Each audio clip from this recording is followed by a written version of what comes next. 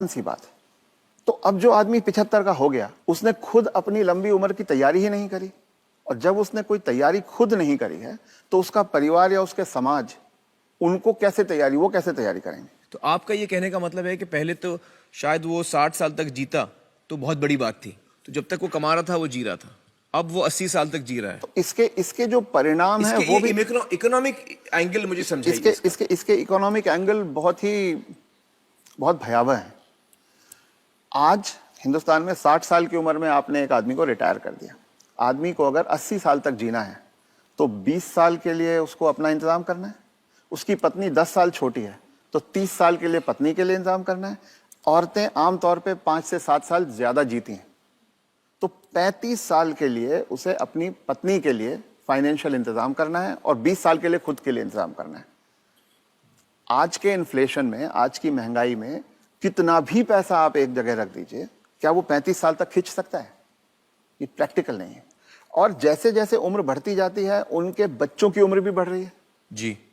जो आज 70-75 का होगा, बच्चे भी तो 50-55 के हो रहे होंगे। वो अपना बुढ़ापा देखेंगे, वो अपनी लड़की की शादी देखेंगे, वो अपने मकान की किस्त चुकाएंगे।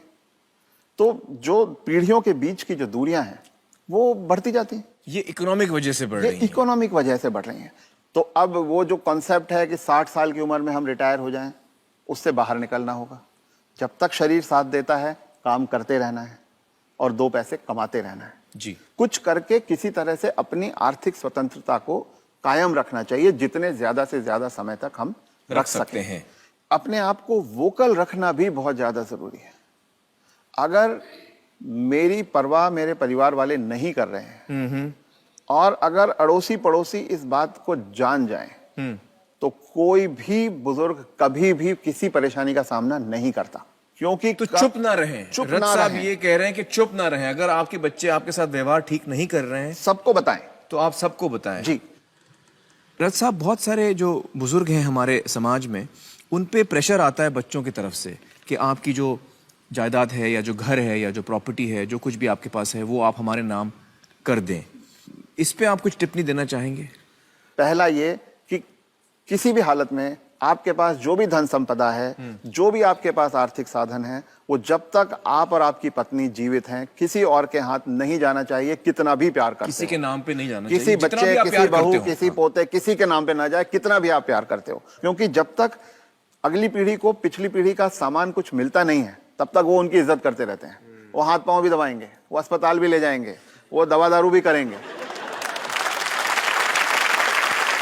और वो ही माँ बाप सबसे ज्यादा सफर करते हैं जो अपने प्यार के कारण उमड़ते चले जाते हैं।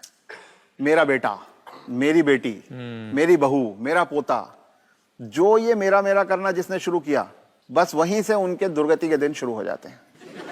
इसलिए सबको ये ध्यान रखना चाहिए कि कुछ भी हो जाए, कोई प्रलोभन आए, कोई इमोशनल ब्लैकमेल हो, कुछ हो, उन्हें अपने पास अपनी चीज को रखना चाहिए। उन अपने बच्चों से शेयर करें तो अपनी मन की खुशी को शेयर करें, अपने पैसे को शेयर ना करें। जी बिल्कुल।